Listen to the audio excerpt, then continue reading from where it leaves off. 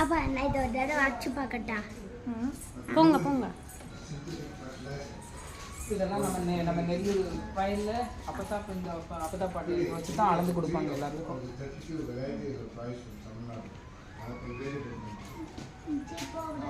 Attempts are being taken to revive millets, which require much less water and are more nutritious than rice. Recycling of water was an economic challenge. Everything that could be used was reused. Modern versions of reuse. உழவு பிடிக்கிற கலப்பை